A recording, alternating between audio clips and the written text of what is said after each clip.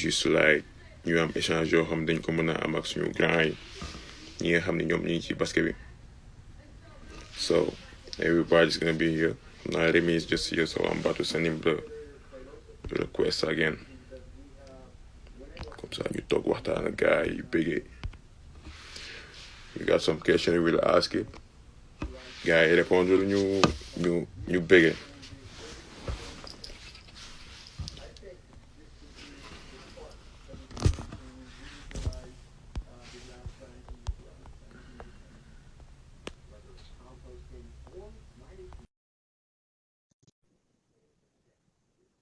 We're just waiting for Remy. He's about to be in now.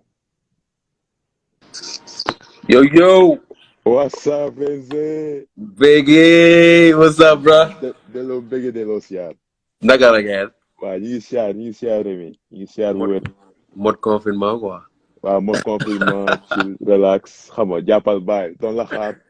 loolu ban heure. yow sama invité yëpp lekk nga ma 3 minutes nga ma lekk. mooy loolu 3 minutes. mais mooy loolu baal naa la quoi amul problème dinañ ko négocier. dañ koy négocier gars yi nii gars yi lay bëggee ñoom ñëpp lay jaajëf bro. jaajëf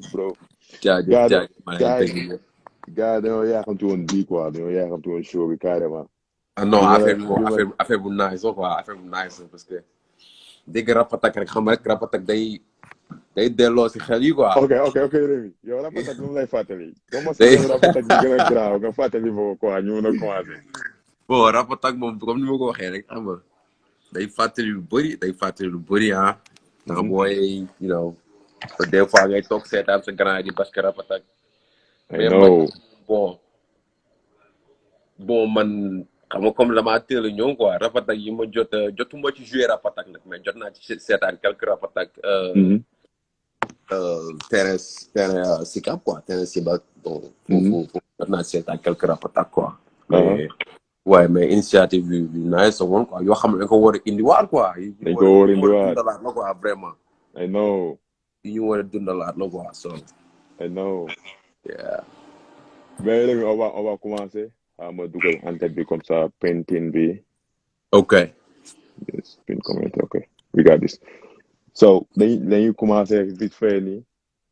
comme que laay waxtaan nañu Rapatak show concept bu bees pour jeune basketteur wutal leen benn genre plateforme boo xam ne gars yi dañ ko mën a am au moins ñu am benn base de données boo xam ni booy bi question bi nga xam ne nekk na ci maanaam basketteur bu ndaw bi nga xam ne Sénégal moom bu ko xalaatee rek dina am fu mu ko mën a fekk pour jëlee ko foofu. yaa ma dégg moo tax soit ma toog science loolu ma ni pourquoi pas ñu def ko.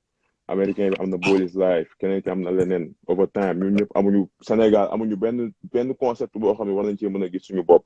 right donc man ni nañ teg Rapatak show xam nga wutal ko like page YouTube. so we did so great guys maa leen thanks guys. plus de 18 heures am nañ plus de 100 abonnés. donc that's something great.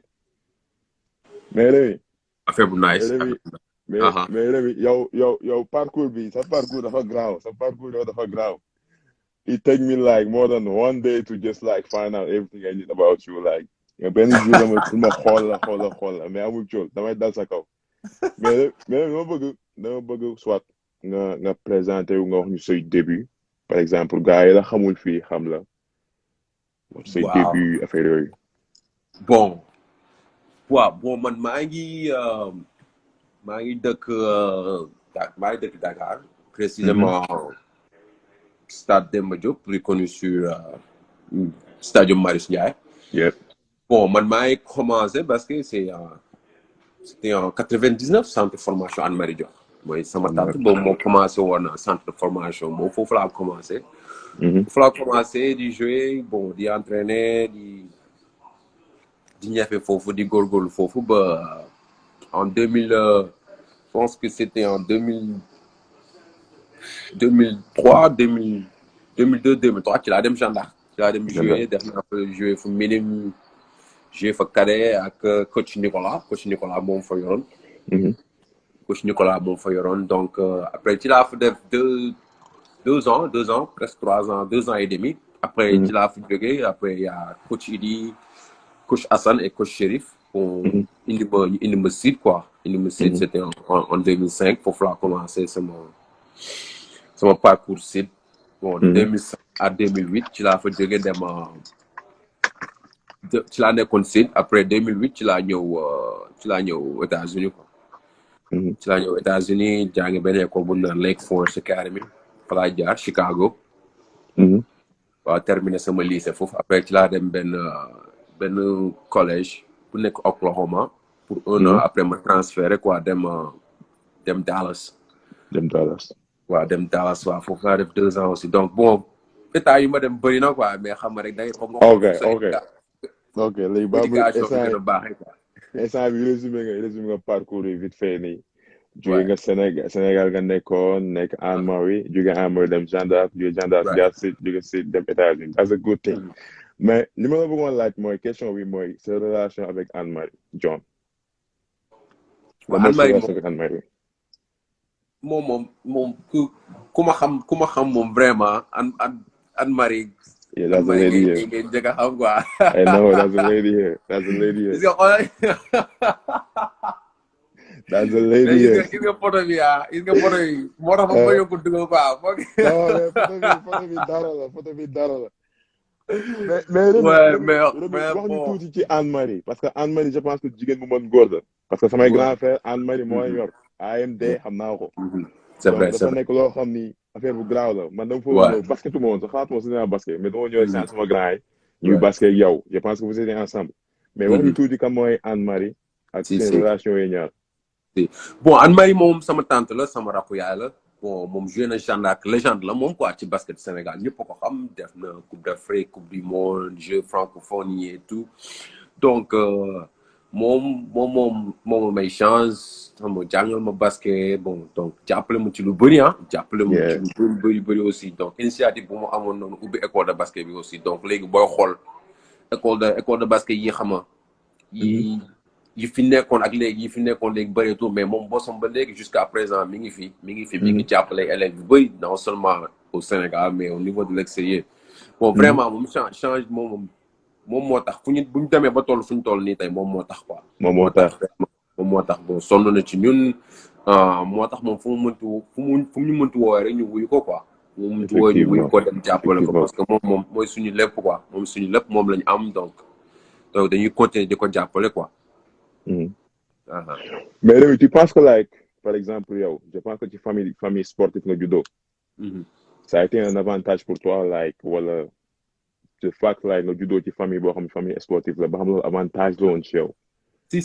si moom avantage la quoi loolu moom avantage la donc déjà rek moom ba muy joué Marius Ndiaye ñoo ngi nekk booyu ndaw xale yu ndaw dañ daan yàkkamti vendredi école day wàcc ñu daw seetaan yi parce que xam nga gis sa famille muy basket nga koy supporter aussi xam nga lu motivation la quoi donc moom joué na ci rôle bu am importance quoi.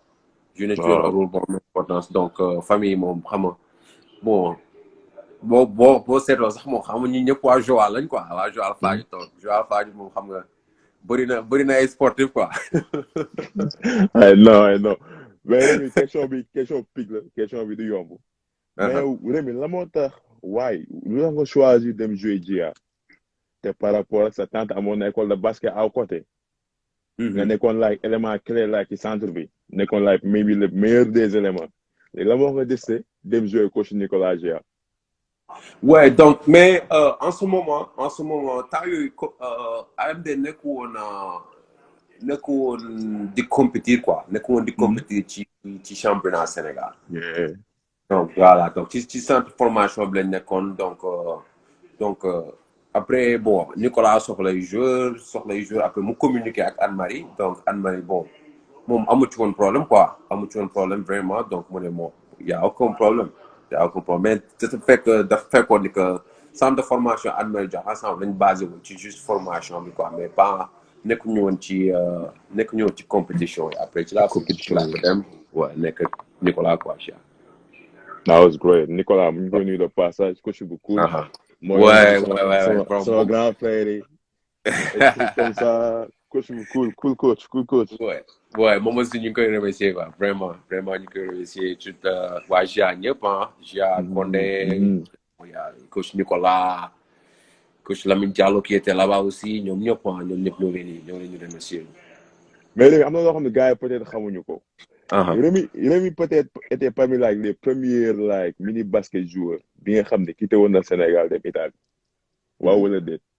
Italie ouais c'est vrai. so lan expérience boobu nan la def si yow ak yow like how that thing come up loolu nu mu demee woon.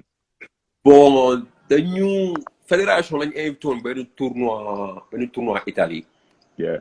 invité woon benn tournoi Italie c'était en 2001.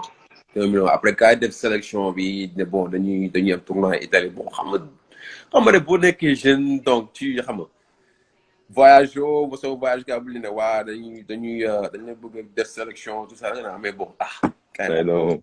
xam nga you won't believe it but après bon gars yi commencé def ay sélection ñuy entraîner jusqu'à présent bon yaa ngi entraîner tu te dis bon gars yi dañuy entraîner mais bon après gars yi ñëw présenter billets et tout ça il est temps de partir bon nga ne la it's start affaire bi nag moom affaire bi nag c'est real quoi bon après ñu sélectionné ñu dem Italie jouer fa benn tournoi def nañ fa à peu près 2 semaines 2 semaines jouer fa donc bon loolu moom aussi tamit bokk na aussi ci lu ma motivé quoi.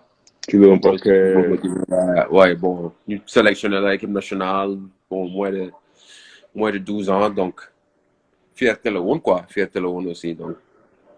mais après foogoo ni loolu dafa xaw a manqué Sénégal instant yi loolu waroon nañ koo amaat parce que nekk booy bu ndaw 10 ans nga dem Italie gis lu bees li nga xam ne yow yaa ngi ko rêvé nga dem di ko dund en live and time boo ñëwaatee beneen jour ngay doon. si parce que xam nga tamit jeunes yi aujourd'hui ni ma koy waxee foog nga motiver leen quoi. foog nga motiver leen. foog nga motiver leen wan leen ni que pour ñu gëm ko quoi parce que xam nga tamit toog Sénégal aussi xam nga des fois doo leen jox benn opportunité boo xamante ne dina la wan ni que lii mën naa ci dugg lii mën naa ci ñafe quoi. donc xam nga bu ñu gisee sélection yi dina tax aussi ñu gën a non seulement ñuy détecter joueurs yi aussi mais plus xam nga ñu leen gën a motiver xam seen valeur quoi. xam ne lii dinaa ko mën quoi voilà. yeah parce que je pense que loolu aussi tamit dañ ko xaw a manqué mooy ni nga ko expliqué à 10 ans nga dem Italie xam nga nekk jeune bu ndaw ànd ak sélection Sénégal ba nga ñëwee beneen vision nga am xam nga ni mën nga faa dem xam nga ni mën nga koo gëm donc même player ngay doon quoi donc gars yi tamit war nañoo xool loolu ñu xool nu ñu koy développé ba jox opportunité boobu suñu rakk yi ñu mën koo am. c'est ça même si c'est pas même bu dul niveau international aussi même niveau national mën nañ def chaque année tournoi des jeunes petite catégorie quoi c'est possible donc xam naa ni moo rassembler leen durant les vacances bu école tëjee donc jël leen benn week-end def benn tournoi pour les jeunes quoi xam nga loolu aussi dina gën a motiver dina gën a engagé quoi effectivement ouais. mais Rémi Fall nu mu toj Sénégal le parcours de Rémi au Sénégal nga résumé ma ko laaj en peut-être 1 minute wala 2 minutes lan nga jël Sénégal ban genre player nga fa doon avant nga quitter Sénégal like Sénégal bi rek. ouf mais bon Sénégal moom moo xool bon yëpp mi ngi commencé Jeanne d'Arc bon boo xool parce que foofu la compétition bi commencé donc champion du Sénégal 2 ans successifs après moo xool bon en 2000 c'était en 2007 ci lañ ma sélectionné. dégg nga Samba nee championnat Sénégal minime gars yi leen limal sa parcours de gars yi xam nañ ne. waaw minime la woon Sénégal minime. ok ouais minime ouais minime bon maag sa grand frère yi ñoo fa nekkoon joué woon nañ fa gagné nekk champion du Sénégal pour 2 ans. 2 ans donc après. am nañu palmarès. pour man xamuñu dara. Samba ak Ba Samba kii Abdoulaye. vraiment sa grand yu baax aussi grand yu baax. donc après ci lañ ma sélectionné U18 def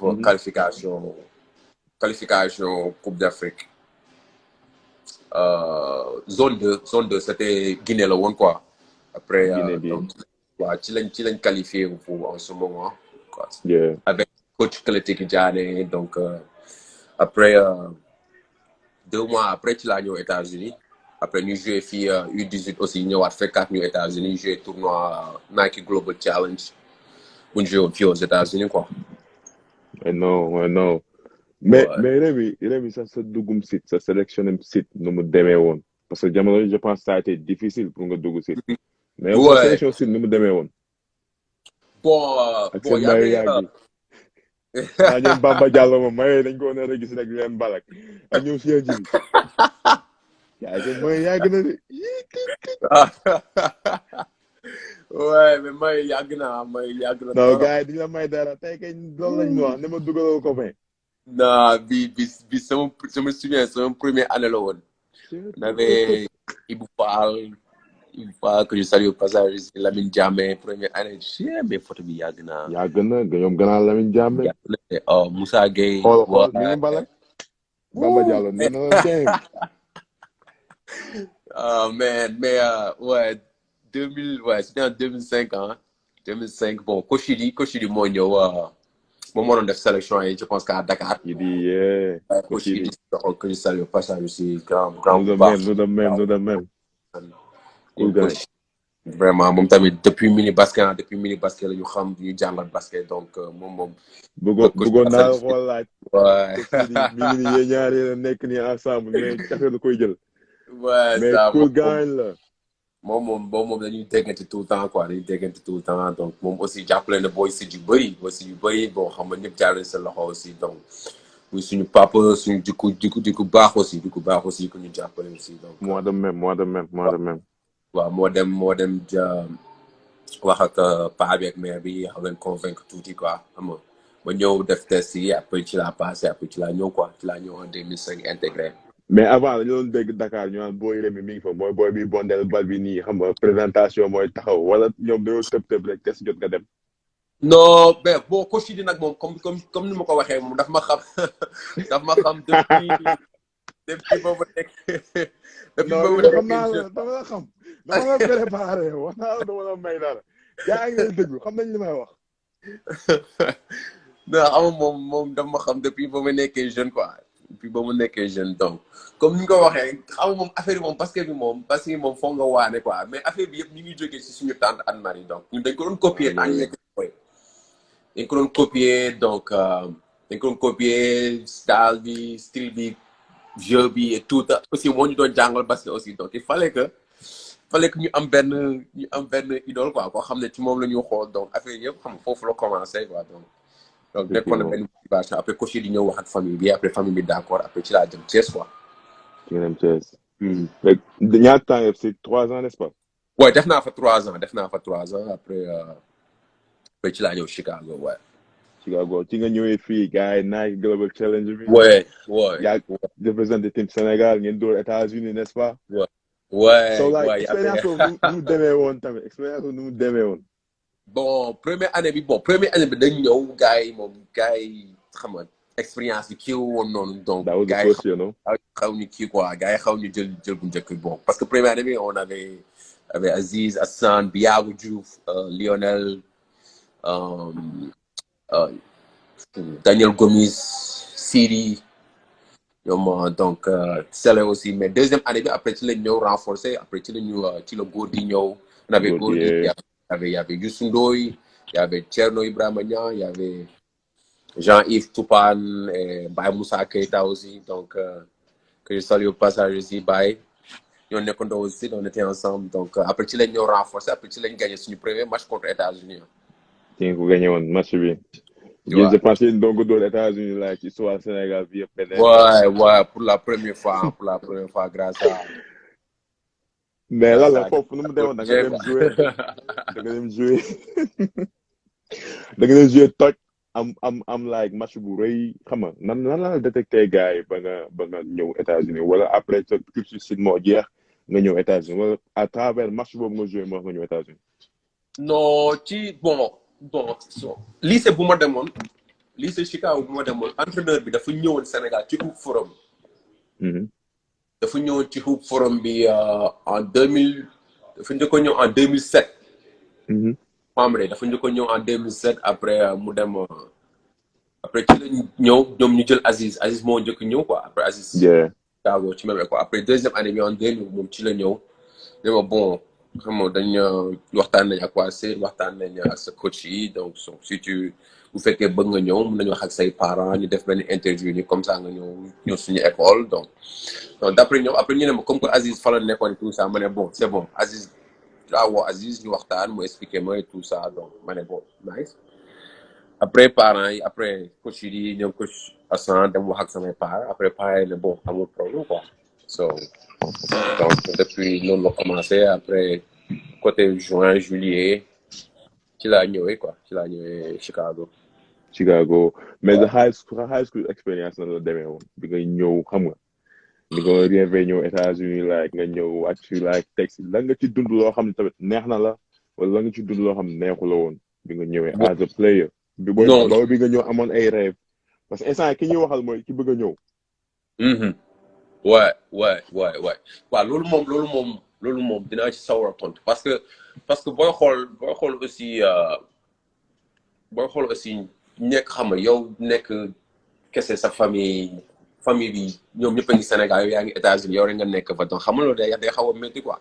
day métti waaye day métti mais bon début bi moo xawoon difficile quoi parce que xam nga anglais bi aussi il fallait que nga débrouiller pour comprendre lan la entraîneur bi di wax lan la professeur bi di wax xam nga nekk terrain di entraîner coach bi dina expliquer yenn yi te xamoo ko. doo xam. boobu bokkoon na ci loo xam ne moo ma gënoon a sonal sax li ma gënoon a moo tax ñi xam ñi nekk Sénégal di bañ cours anglais. merci. sama genre yi ngay wax. non. professeur bi dafa soof waaye professeur bi lii professeur bi lee mais boo demee ba yegg moom donc ci ngay comprendre yëpp quoi mais après petit à petit au fur et à mesure may jël classe yi nank après affaire yi di ñëw quoi. affaire yi di ñëw waaye donc après ñoom professeur yi dañ obligé woon sax jël sama téléphone téye ko. waaye pour accélérer anglais bi donc ñu bëgg parce que su may waxtaan ak samay famille déjà maa ngi confondre xam nga di wax yeneen langue yoo xamante ni du aider quoi après gars yi déconnecté ma carrément quoi donc après gars yi focus carrément ci anglais bi quoi mais affaire li gënoon métti nag moom début bi quoi loolu la woon déjà communication bi ak sedd bi xam. ak sedd ci kaw dafa sedd. parce que doon lu trop donc. mais lekk bi nu mu demee woon. parce que yow ceeb nga xamoon affaire yooyu bi nga ñëwee. non xam nga moom Sénégal amul problème yooyu Sénégal moom foo ko yóbboo bu dul température moom bu dul sedd beeg yooyu moom day adapté wu quoi. non day adapté wu non coow bi moom doon moom problème te ñun ay kii la ñu woon xam nga ay athlètes la ñu woon donc entraînement yi dafa soxla woon. waaw ouais c'est ça. effectivement. yeah that was great like expérience bi nga ñëw dund like sa high school nga ñëw parce que boy bi toog di watch affaire bi loolu lay rêvé ñëw high school commencé base donc moom li ñu ko wax mooy nag il faut focus ci anglais bi classe bañ cee fo au moins bu ñëwee buñ ko nee run mu xam la mooy run shoot mu xam la mooy shoot catch the ball mu xam la mooy catch the ball voilà donc foog nga wax ak booy carrément ci côté boobu ñoom ñu mën laa dégg xool laay ñoom nan la ñuy matal loolu voilà c'est ça quoi c'est ça loolu moom lu am importance la quoi tamit aussi xam nga Sénégal bi loolu xamee nañ ko ci Sénégal quoi xamee nañ ko ci Sénégal mooy esprit compétition bi esprit gagnant bi esprit gaynde bi quoi loolu foog mu nekk ci yow loolu foog mu nekk ci loolu warul dañ quoi parce que booy xool xam nga boo ñëwee da nga fay fekk yeneen joueurs da nga fay fekk yeneen américain te ñoom déjà rek boo ñëwee dañ naan waaw bon coach bi indi na fi benn boy bu bees bon donc xam nga coach bi la ko bëgg donc déjà rek compétition baa ngi noonu. effectivement. compétition baa ngi noonu déjà da ngay ñëw boy bi xam nga ñoom dañuy jéem a xeex seen place pour jouer yow ngay jéem a wut sa place pour jouer donc boo bàyyee ñoom ñu dominer la nag moom xam nga déjà ñoom ci banc bi ngay toog coach bi dina la weddi xam nga te tamit da ngay décevoir coach bi quoi moom mu jëlee la fu sori nga ñëw xam nga bëgg a bàyyeeku noonu. donc esprit boobu noonu war na des ci joueurs yi quoi donc physiquement mentalement war nga pare quoi avant ngay ñëw. kon booy mentalement physiquement dañoo war a pare ñëw xam ni like fii li fi nekk ñoom ñoo ko moom dañ ko war a jël.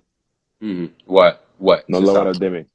c'est yeah ça. moo gën parce que gars yi dañ lay nax dañuy ñëw fii xam nga booy ñëw gaanoog yow nax la yow nga ñëw fii Voilà, yambaru coach bi après li mu doon gis yow du ko gis mu ban la booy bi dootul exact. joué ti après commencé perdre am nag level bi mu yoroon nag niveau bi commencé koo perdre Voilà. après mooy loolu donc foog ñu wax ak booy carrément ci côté boobu ñu koy dégg. Exactement. Exactement. Exactement. Donc, c'est ça, quoi. Parce que mon esprit, il faut que mu nekk ci ñun, quoi. Faut que mu nekk ci ñun. mais léegi like sa recrutement collège sa parcours collège nan la demee woon après bi nga jógee high school like graduate high school like sa recrutement collège nu mu demee woon.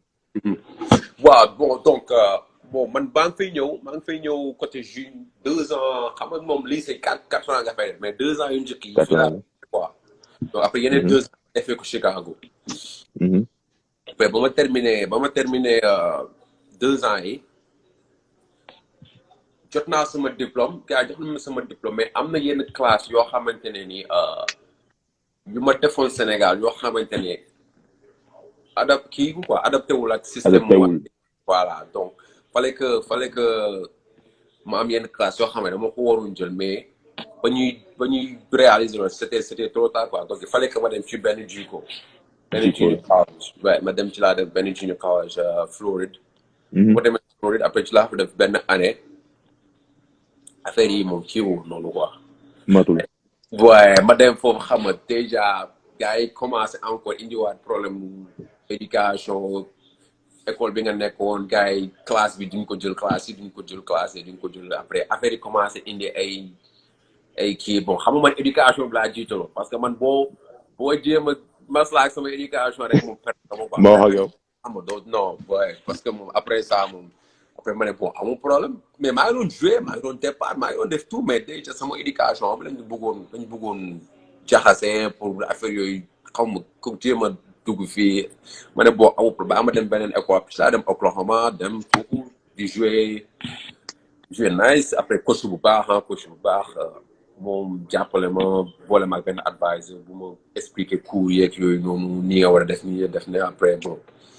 ci laa fa def benn année am fa benn saison bu baax aussi am fa benn saison bu baax après ci la ma Dallas Baptist recruté bon coach Dallas moo jógee Dallas ba Oklahoma recruté ma donc après ci la ma indi Dallas Baptist donc ma toog foofu laa defee 2 ans foofu laa joué 2 ans quoi après après ma gradué foofu après dem Rwanda pour 1 an après dellu si waat. ok. Rémi yow sa expérience dafa xaw a jaaxal quoi as a player parce que you was a big time player in Sénégal. yes or no. nga nekk big time player Sénégal jaar sit nekk fa tamit big time player. yow na nga mën a nekkee big time player boo xam ni joueur bu mag nga ñëw ba États-Unis yow sa vision nekk woon like soit ci NBA wala ci côté yooyu noonu mais da ngaa ni xaar ma miser ci éducation. léegi la moo choix boobu noonu yow. Bon, parce que xam nga tamit jamono yi xam nga instant boobu aussi c'était un peu difficile nga nekk yow kase. xam nga nekk yow kase xam nga la plupart xam nga léegi jeunes yi léegi am na ñoo xam am na ñu mel ni ay coach ñoom coach Assane Sène ñoom coach. Daniel Nice et tout ça gars yëpp ñu ngi coach. léegi booy bu ñëw automatiquement dina am ku mu woo wala bu amee problème xam nga woo ma wala woo kenn di expliquer situation parce que ñun dund nañ ko tax xam nañ ne mu demee mais moment yooyu woon voilà donc boo xam ne deuxième promotion aussi ci deuxième vague bi laa bokkoon donc c'était très tôt donc xam nga tamit am conseiller am ko xam ne mi ngi lay expliquer yoon bi donc xam nga déjà foofu dina xaw a yomb quoi mais man c'était pas le cas quoi c'était pas le cas donc man maa doon jéem a essayer xool affaire yi nu mu demee fii bon donc te xam nga c'était pas facile quoi. c'était pas facile donc mais nekk loo xam ne regretté naa ko donc parce que moom moo tax ma yegg si fa ma yegg si fii tey peut-être ma yegg si fii donc bon li may wax jeunes yi donc mooy bu ñëwee bu fekkee comprendre am lu leen jaaxal. woo leen ñu fi nekkoon xam nga wax ak ñoom quoi comme ça ñu quoi waaye ñu mën leen guider parce que ça quoi mais bon te tamit xam nga talent yi moom ñëpp bëggoon nañ jouer NBA bëggoon nañ dem division 1 jouer mais xam nga tamit aussi am na yenn écoles yi dañuy soxla ay critères yoo xamante ne nii il faut que match ak seen kii quoi. Effectivement. Voilà, c'est système de jeu quoi. Faut ñu indi joueur boo xamante dina match ak seen système de jeu donc c'est ça quoi. Yeah. donc mooy loolu parce que États-Unis dafa am like ay divisions yu fa nekk. like lépp foo nga expliqué ko booy dafa am ay divisions yoo xam daf fee nekk ay jaar-jaar yoo xam dafay nekk moom bi mu ñëwee dafa ñëw opté ci éducation parce que amul woon kenn ku muy wax mën naa wax ak moom mu teg ko ci yoon wax ko ci li nga xam ne moom la soxla. Voilà. mais heureusement léegi booy am ngeen loolu am ngeen ñoo leen mën a waxal am ngeen ñoo xam ngeen koy laajte question. loolu tax ñu defar plateforme yi pour yéen ngeen mën a am noo xam ni yéen mën a am jàng ci grand yi ngeen mën a gis dañuy wax ngeen mën koo partager ak ñoom. mais gars yi bu ngeen participer bu ngeen laaj seen question Rémi yéen a koy bàyyi nii muy wax lu ko neex rek instant yii nii di expliqué gars yi mën nañ la jàmm tey de. mën nañ la jàmm trop sax. daf maa jaaxal sax non gars yi dañuy dugal ngeen ñu bëgg leen Rémi bëgg leen ngeen nekk di déglu nii rek affaire bi Rap Attack Show la de amul sell. yaa rus. non gars yi rusuñu ma xam naa ndogu bi dañuy kii waaw ndogu bi la ñuy kii ba léegi. moom la ñuy reesal pourtant gars loolu la ñu non gars yi koy pousse ba kii ba minuit la gars yi connexion free bi di dugg ne parce que minuit dañuy am connexion free quoi. ah ok non moom. am nga question de. waaw. professionnel à travers le monde. mais bii bu ko tontu aj ko bii bu ko tontu bul tontu boobu. donc ma koy laaj. non bu ko tontu. mais léegi nañ dem instant yii nañ dugg collège après ci nga dem Dallas. ok. mais Dallas bi la coach bi gis di recruter lan la gis yow ba recruter la. bon Oklahoma boo xool année boobu noonu fekkoon na ma nekk. ci laa gënee am saison bu gën a baax sama carrière collège quoi. bon parce que boobu système bi moom man position bu ma joué ak système moom bu ma doon joué c'était dafa aptoon quoi. dafa aptoon yee. waaye dafa aptoon donc après xam nga côté Oklahoma yooyu noonu amoon na ay équipe yu mag yu ñëwoon quoi di ñëw seetaan si entraînement ma ne bon instant bi xam nga affaire yi dafa xaw dafa xaw a louche quoi. yow Rémi taa booy. mais sama archive ngay génne ni. non archive bi laa may gars yi ñu lay wax affaire ay match yu graaw yi ñu ngi koy expliquer ci suuf. gars yi ne footballeur lu woon Munaaw maa lay dégg yee Munaaw Keita ñu ngi koy bëggee la grand. salut au passage aussi mais ouais donc. big respect nekkoon na benn saison bu baax après ci la coach Dallas Baptiste bi ñëw quoi. ci la coach Dallas Baptiste bi ñëw ma ne bon instant bii nii am na ay école Oklahoma State Oklahoma yooyu yëpp yu bëggoon. maa ngi xool ma ne ñii ce système de jeu ak man su ma fa demee doon adapté soit damay dem ay Oklahoma State ay Oklahoma équipe yu mag yi dem toog ci banc te du may joué. mais Dallas su ma demee foofu dinaa joué. waaw donc Dallas foofu bon après ci laa woo Amadou parce que moom il était à Dallas. wax nag moom quoi mu ne ma Dallas xam nga si benn dëkk bu baax la dëkk bu nice la aussi donc am naa fay connaissance donc ma ne bon am naa fay connaissance donc je serai pas seul quoi après donc am na équipe Dallas Mavericks bu fa nekk côté donc si je vais su ma bëggee seetaan match donc après ci laa décidé dem Dallas après j'ai aimé def naa fa 2 ans yu baax 2 ans yu neex aussi que j'ai beaucoup aimé quoi. T'as beaucoup aimé donc t'as pas regretté ce choix là. Ouais, di remercier Amadou aussi et ak waa Sid quoi. question